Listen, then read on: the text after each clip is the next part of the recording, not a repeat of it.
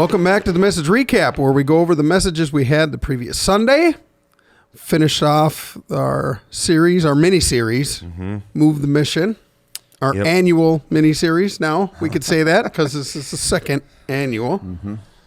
We finished it off, and it was us three and another three, and that was basically it. Us three in the worship team. A little more than that, but it was kind of a low attendance, yes. Yeah. The weather did us no favors. No. On that aspect. No. You know. Oh, well. But, yeah, so it was a good message. If you weren't here, be sure to go on to the YouTube channel and actually watch the message. I know it posted. I saw it yesterday. But, yeah, what are your takeaways from the message yesterday? Why has it got to be an ice storm the night before? God dang it. Yesterday was, most of it was just about the money side. Move the mission. Hey, here's what we got to do. We got to raise $100,000 at least. And we're going to pay down the principal, keep going. That's kind of our big thing this year. Yep. So we talked through a lot of that. But I tried to end with, all week I was wrestling with, I don't just want to talk about money.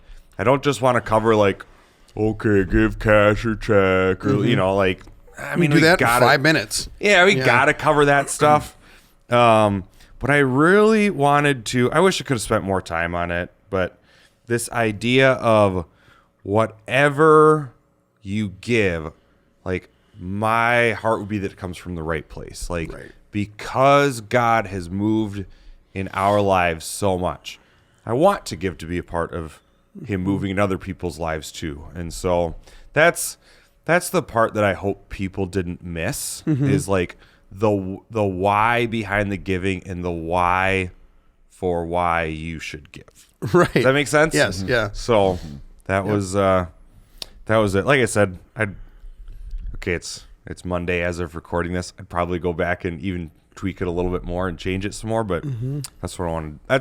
That was my, don't think it's just about the money. Money's important. Right. We need the money. Money's a great tool, but it's really about so much more than that. So, actually, if you back up a little bit, God's whole plan for this world is exactly that. Money's just a small piece of it. Yep. When we experience the forgiveness of our sins, our guilt is gone. The freedom we have to know and experience God produces a desire to see other people experience God. It's like when you find a treasure. Oh, I think this guy, Jesus, I think his name is, told a few stories like this. Oh, way. Oh, no, he did. Oh, weird. When you find something of great treasure, you nothing else matters but that treasure. And then there's this automatic response of you want everybody to experience that. And our money, our volunteering, our very life, it all follows that. And that's the principle here. We live in a very, hey, nothing's cheap today. Doing church costs money. But doing church is this, I want to reach other people. It's just so... Yeah. Money has to be talked about. It just does. And I thought how you laid it out was absolutely perfect. And you got to talk about all this and you got all that. And we all as the stinking details. Well, we as people need to see that and we go, oh, hey, that makes sense. Everybody's going to be involved.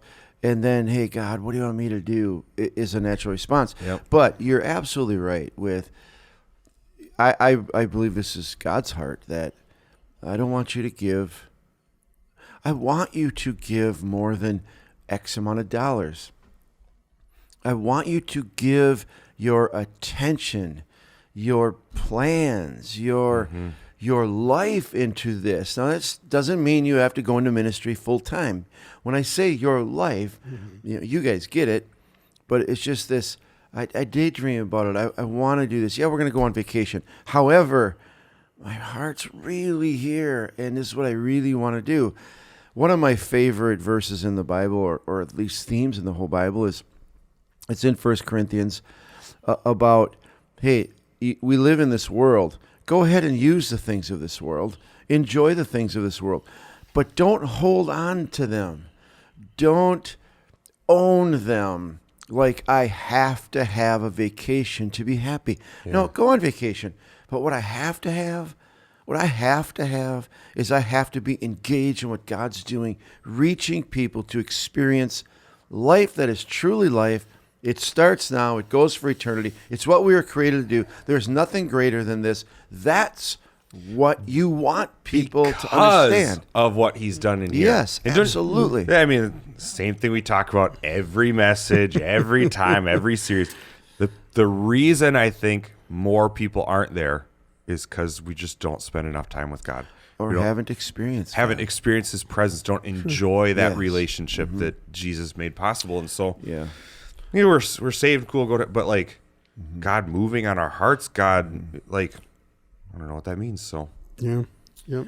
And and unfortunately most of us, well, we got to come through knowledge first, but most of Christianity, so much of it is just learning Christianity, learning a religion, applying it to my life. Oh, I'm going to act like this and I'm going to do this because I'm told to do this. Like, you're missing it. You're missing it. It's a great way to live, but it's not even close to God's intention that we would live in an experiencing his presence in our lives, and us and him and he and us, and just this total completeness in him. It produces a desire, a heart. And I think that goes into everything when Jesus says, whatever you pray, I'll do. And it just fulfills so many other things. When your heart is there, everything else falls in line. absolutely does. It just does. You guys remember like a decade ago when I discovered Fogo? Yeah. Like how excited I was, and how like I talked about it all the time and take people to like that same. I mean, that's just a stupid little steakhouse, you know. But Whoa. Really? Just a stupid little steakhouse. Okay. it's in Minneapolis. My feelings for it right now are not as, Are the just surroundings. that. It's a stupid little steakhouse. Yeah. You know what? I've gotten really good at cooking steaks at home, so and it's a lot cheaper. The seasoning guy's always on at your house. Seasoning guy never misses at my house. But that, I mean, just like for me, it's just a great picture because I know how excited I was and how much I talked about it and told people and wanted to bring people down there. And like, that's just a small picture of what God does in us when we connect with him, when we experience what Jesus made possible. And it, like you said, it comes out in our conversations, in our time, in our checkbooks, and all those different things. It'll just show. The more time we spend with God, the more we build our relationship with him, the more our heart becomes his heart. Just The more really is. obvious our relationship with him Absolutely. becomes outwardly. Yeah. Absolutely. We actually start to feel the way he feels and see the way he sees, and respond the way he would respond. And that was his plan the whole time, for us to partner with him to reach this world with his incredible love message. It's just what it's about. And giving is just a part of that. It really is. It's just one part of that. And it's our whole life. And it's a human nature to share what you got. Your Fogo thing, you told everybody about it. It's no different than if I harvest a really nice animal with big horns. I don't just, first thing I do is take pictures and send them to people. Hey, look at this. You catch a big fish, you get a hole in one. It's no fun just to keep it to yourself. Nobody keeps it to themselves.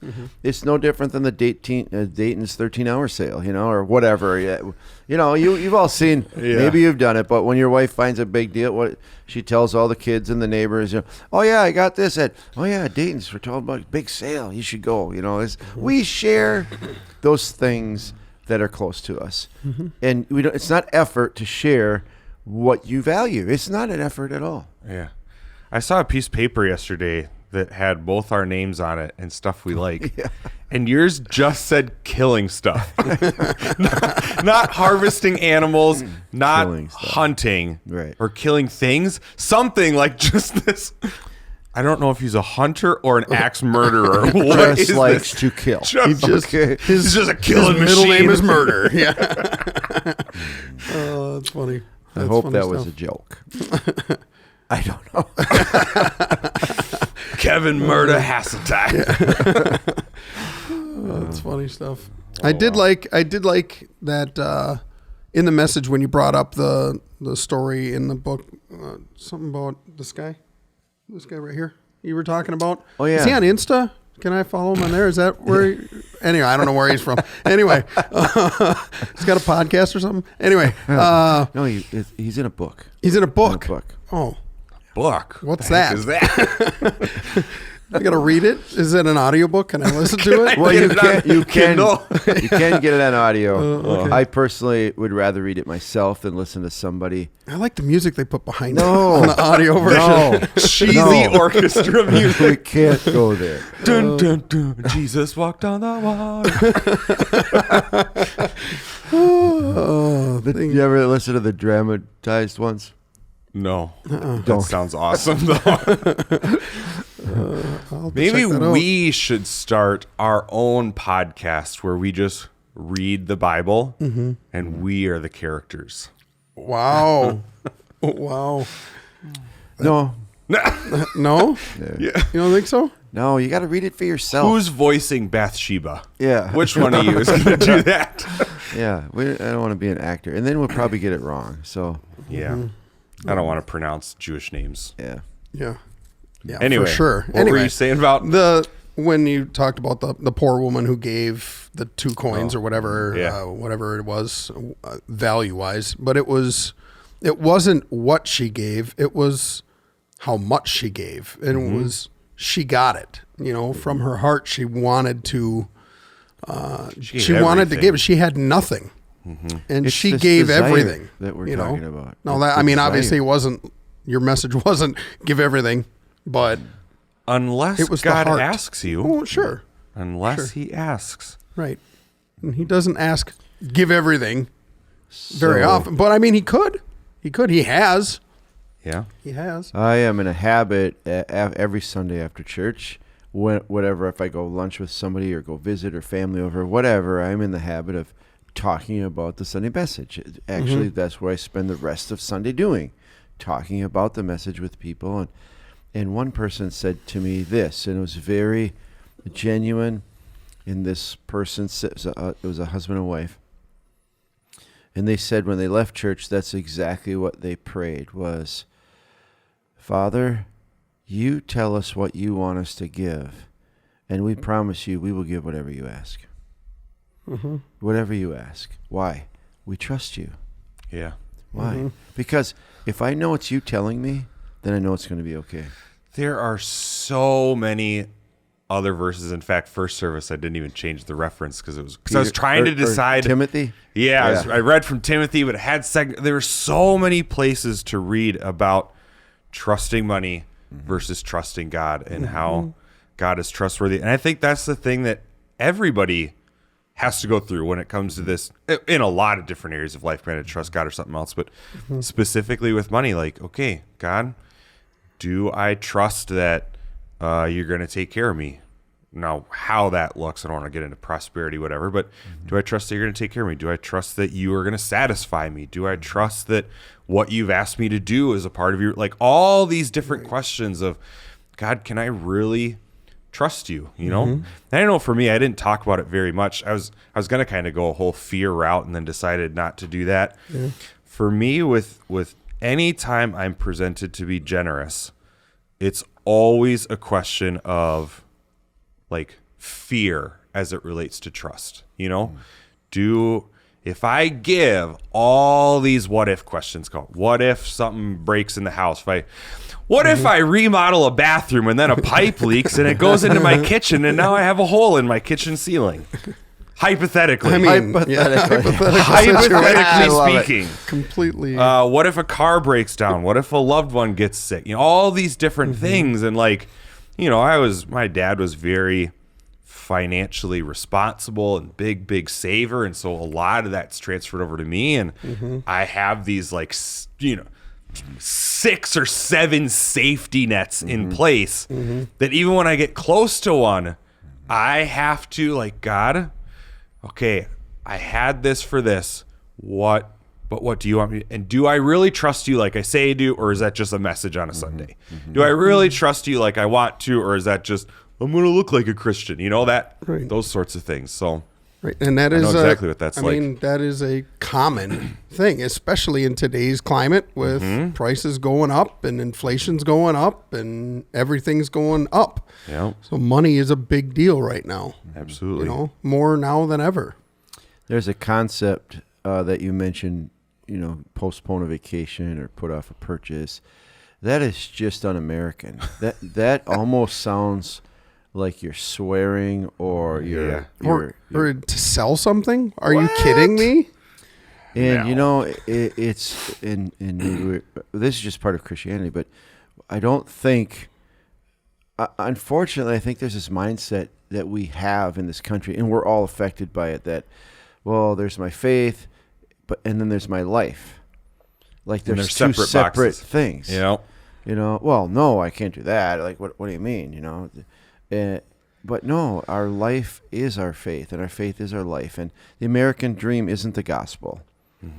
And we've been convinced it is. Really, we've all been convinced that, well, this is first and then God.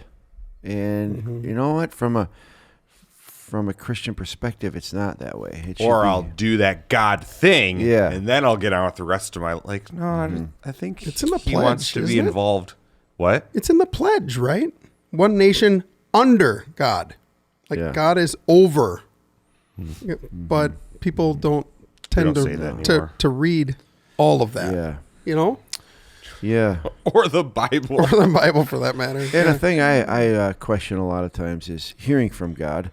Like this couple was saying, God tell us. Well, so many of us don't know what that is, really.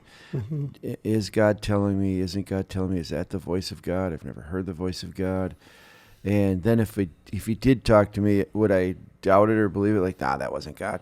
And so I think that's a whole practice that Yeah. we need to probably be growing in our relationship as well. Right. And I think a lot of people, when they hear, the voice of God, well, sometimes the voice isn't actually a voice. Sometimes it's an urging or a prompting or Usually it's Never been a It's- voice for me. Yeah. it's an intense feeling with a thought at the same time. That's for me it works. Sometimes I get a feeling but without that clear thought, and sometimes I get thoughts without that impetus, that moving of God's seriousness or God's heaviness or whatever. But it's hard to describe.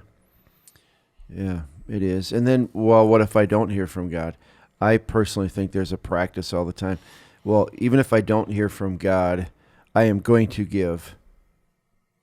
And Give 1,000. How much is the thing, Yeah. And this seems to be a practical thing. If let's say I don't hear from God, Yep. and a lot of people won't, so I won't hear from God. What am I going to do? Well, I'm going to put God first. I'm going to just, we're going to work this out. So he said, if 100 families give $1,000, we're going to give $1,000. We're gonna be one of those. We're 100. just gonna give $1,000. If I don't hear from God, then that's what I'm going to do.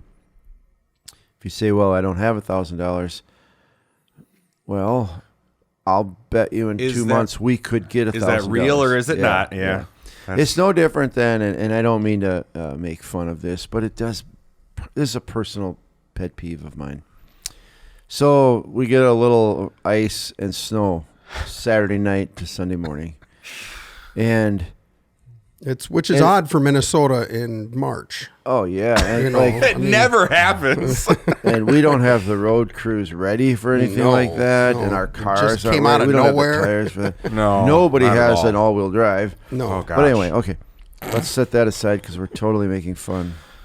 But I just find it amazing that we will do what we want to do. It's just there's no doubt about it. There's no doubt.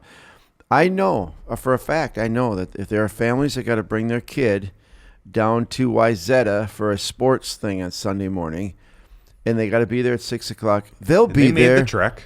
whether it snowed or not. They will Yeah. be there. Yep, absolutely. It's just we just got to get to the point of being honest with each other.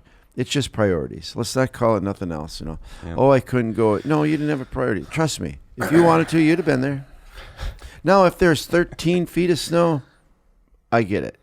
Maybe when you open your garage door, there's nothing but snow. I get it. But an inch and a half, I'm not sure that qualifies. When I drove in at 5:30, the road was fine. Mm-hmm. Oh well, whatever. Yeah. Anyway, It took me longer to get here because I drove a Nissan Versa on the back roads. The back roads were not that thing plowed. hears the word snow And it it's starts just like spinning out of breaks down. control. It starts spinning out of control. I'm in the ditch. It just goes and lays in the ditch. But even you made it. Yeah, I made it. Yeah. Yeah, Didn't slide out, didn't wipe out, didn't hit nothing. Honestly, it wasn't even a big deal. You had to drive a little slower. I Not at just all. drove really slow. Yeah, It was it's fine. By the time first service rolled around, the roads were totally fine. Yep. It had Yep. warmed up enough. Whatever. So, not that everybody can make their own choice.